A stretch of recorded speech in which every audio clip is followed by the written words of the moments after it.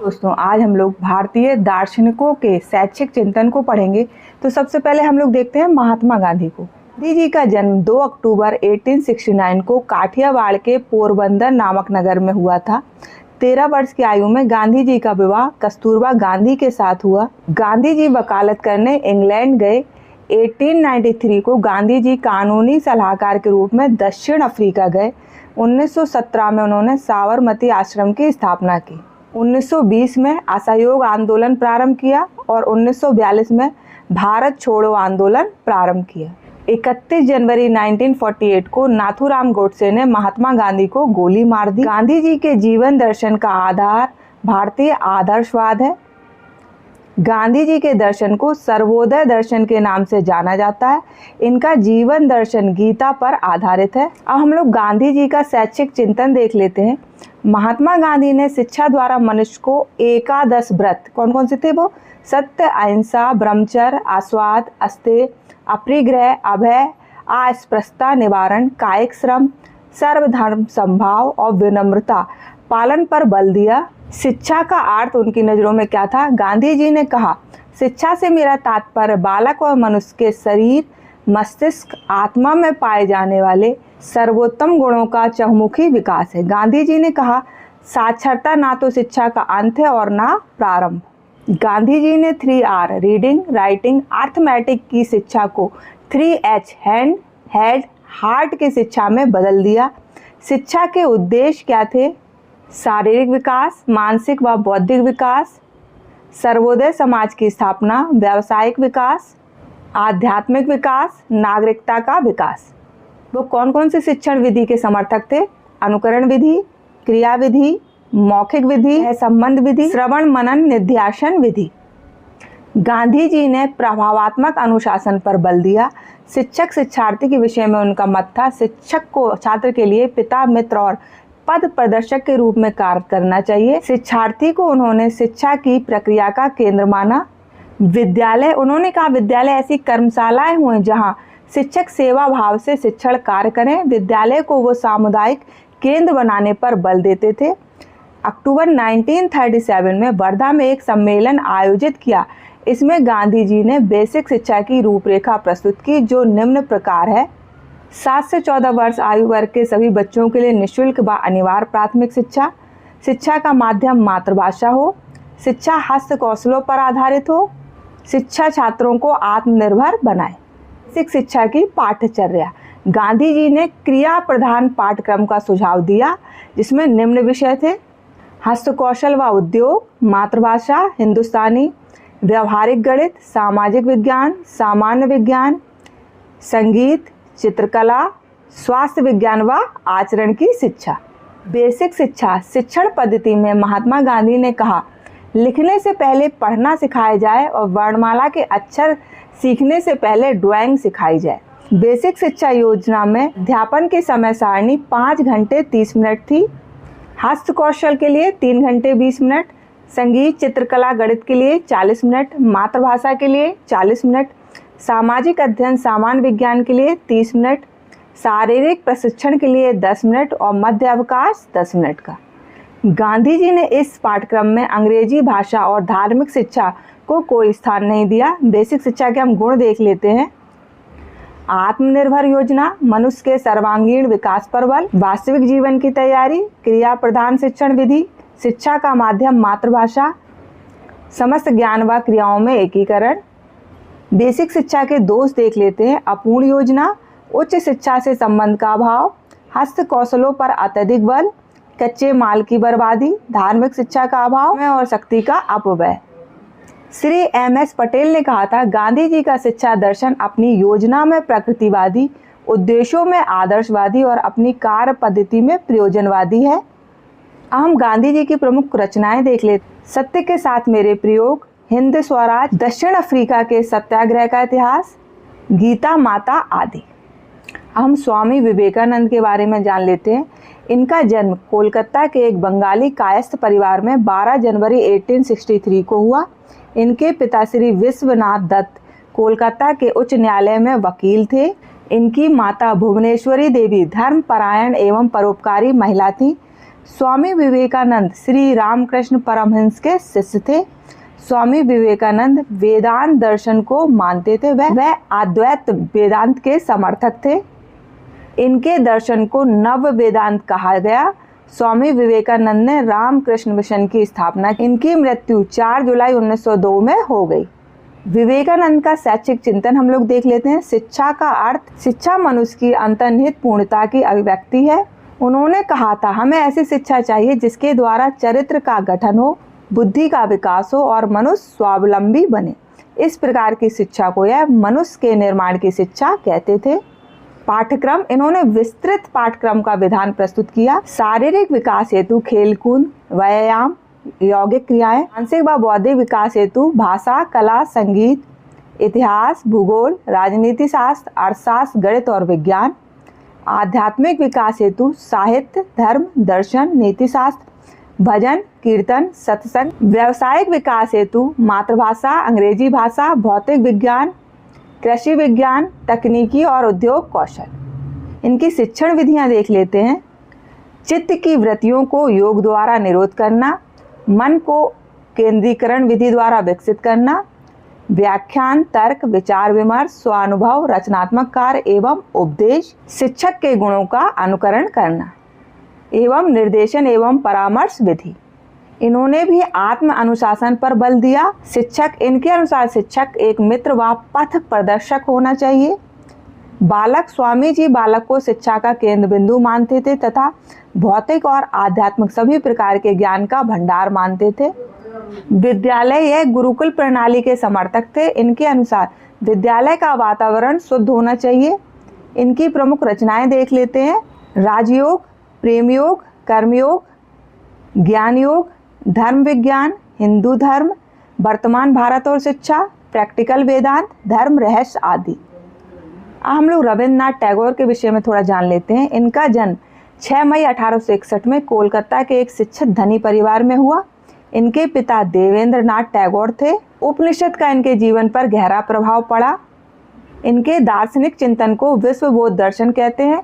1892 में इन्होंने शिक्षार हेरफेर की रचना की।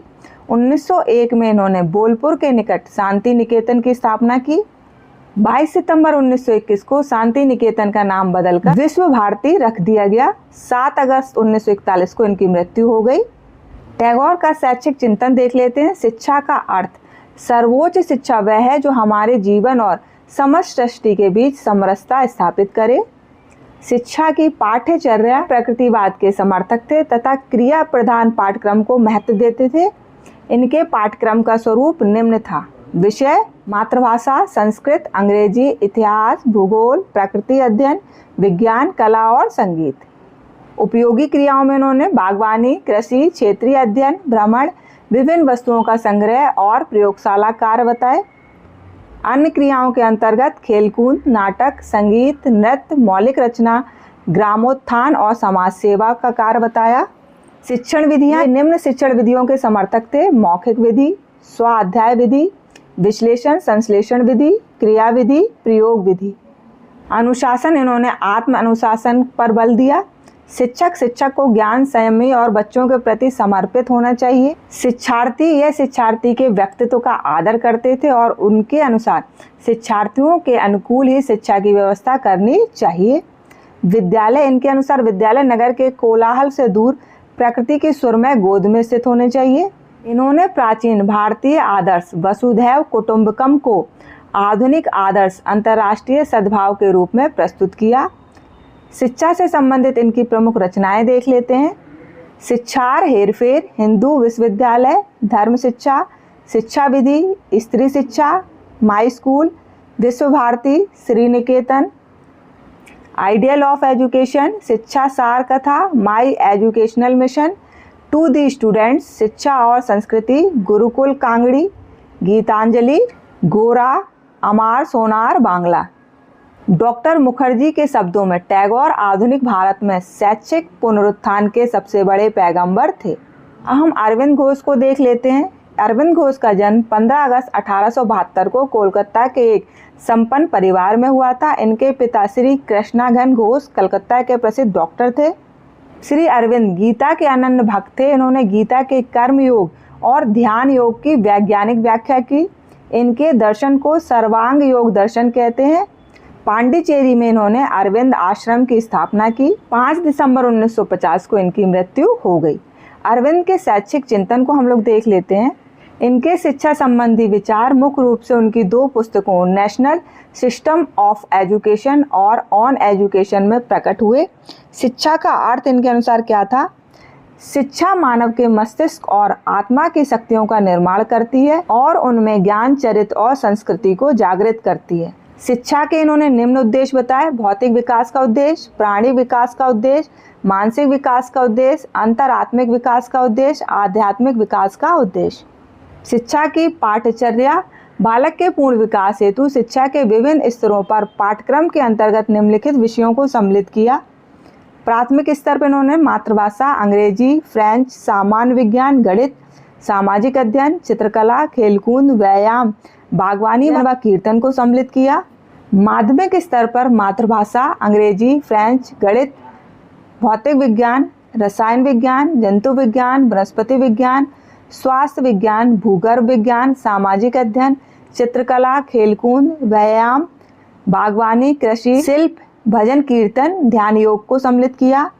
उच्च स्तर पर इन्होंने अंग्रेजी साहित्य, फ्रेंच साहित्य, गणित, भौतिक विज्ञान, रसायन विज्ञान, जीव विज्ञान, विज्ञान का इतिहास, सभ्यता का इतिहास, जीवन का इतिहास, समाजशास्त्र, मनोविज्ञान, भारतीय पक्ष दर्शन, अंतर्राष्ट्रीय संबंध, विश्व एकीकरण, कृषि, शिल्प, भजन कीर्तन, ध्यान व योग को सम्मिलित किया। ये निम्नलिखित शिक्षण विधियों के समर्थक थे: मातृभाषा द्वारा शिक्षण, स्व अनुभव द्वारा शिक्षा, करके सीखने पर बल, चिंतन व तर्क विधि। अनुशासन: अरविंद प्रभावात्मक अनुशासन में विश्वास करते थे। इनके अनुसार स्वेच्छा से कर्तव्य पालन करना ही अनुशासन है। शिक्षक शिक्षार्थी के विषय में इनके मत थे। शिक्षक को उन्होंने बच्चों के पथ प्रदर्शक और सहायक के रूप में स्वीकार किया। शिक्षार्थी को शिक्षा का केंद्र मानते थे। उनके अनुसार प्रत्येक बालक कुछ समान शक्तियों और कुछ विशिष्ट योग्यताएं लेकर जन्म लेता है। विद्यालय: अरविंद के अनुसार प्रत्येक विद्यालय को बच्चों के भौतिक और आध्यात्मिक दोनों प्रकार के विकास में सहायक होना चाहिए। अब हम लोग अरविंद घोष की प्रमुख रचनाएं देख लेते हैं। Savitri, The Life Divine, The Synthesis of Yoga, The Mother, Ved Rahasya. अब हम लोग मदन मोहन मालवीय जी को देख लेते हैं। इनका जन्म इलाहाबाद के एक ब्राह्मण परिवार में 25 दिसंबर 1861 को हुआ। इनके पिता पंडित ब्रजनाथ व्यास थे। इनकी माता का नाम श्रीमती मुना देवी था। इनकी मृत्यु 12 नवंबर 1946 को वाराणसी में हो गई। मालवीय जी का शैक्षिक चिंतन हम लोग देख लेते हैं। शिक्षा का अर्थ: मालवीय जी शिक्षा को ज्ञान प्राप्ति और व्यक्ति, समाज एवं राष्ट्र के विकास का साधन मानते थे। शिक्षा की पाठचर्या: मालवीय जी का सुझाव था कि पाठ्यक्रम हमारे धर्म और संस्कृति पर आधारित होना चाहिए। वह हिंदी भाषा के बहुत बड़े पक्षधर थे। उन्होंने बनारस हिंदू विश्वविद्यालय का प्रारंभ इन्हीं विभागों एवं विषयों से किया था। वैदिक विभाग: इस विभाग में वेद, वेदांग, स्मृति, दर्शन, पुराण, इतिहास और ज्योतिष शिक्षा की व्यवस्था की। आयुर्वेद विभाग: इस विभाग में शरीर विज्ञान और आयुर्वेदिक चिकित्सा पद्धति की व्यवस्था थी। विज्ञान एवं कौशल विभाग: इस विभाग में विज्ञान, गणित, शिल्प, इंजीनियरिंग और तकनीकी शिक्षा की व्यवस्था थी। कृषि विभाग: इस विभाग में कृषि शिक्षा की व्यवस्था थी। इनकी शिक्षण विधियां देख लेते हैं। निरीक्षण विधि, क्रिया एवं अभ्यास विधि, व्याख्यान विधि, स्वाध्याय विधि। ये भी आत्म अनुशासन के पक्षधर थे। शिक्षक: मालवीय जी ने अपना जीवन शिक्षक के रूप में प्रारंभ किया था। वह प्राचीन परंपरा के अनुयायी थे और शिक्षकों को समाज में सर्वोच्च स्थान देते थे। शिक्षार्थी: इनके अनुसार शिक्षार्थियों को मन, वचन और कर्म पर संयम रखना चाहिए, विनम्र होना चाहिए, सादा जीवन जीना चाहिए और विद्या से प्रेम करना चाहिए। विद्यालय के विषय में ये प्राचीन गुरुकुल परंपरा के पक्षधर थे। ये चाहते थे कि विद्यालयों की स्थापना ऐसे खुले और स्वच्छ वातावरण में की जाए जो विद्यार्थियों के शारीरिक, मानसिक और आध्यात्मिक विकास में सहायक हो।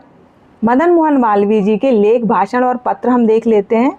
अभ्युदय, लीडर, ईश्वर की अंतर्निहितता, मर्यादा। मदन मोहन मालवीय जी का नारा था हिंदी, हिंदू, हिंदुस्तान। हमने भारतीय दार्शनिकों के शैक्षिक चिंतन को देखा। इसी तरह पीजीटी के एक नए टॉपिक के साथ हम लोग अगली क्लास में मिलेंगे। थैंक यू बच्चों।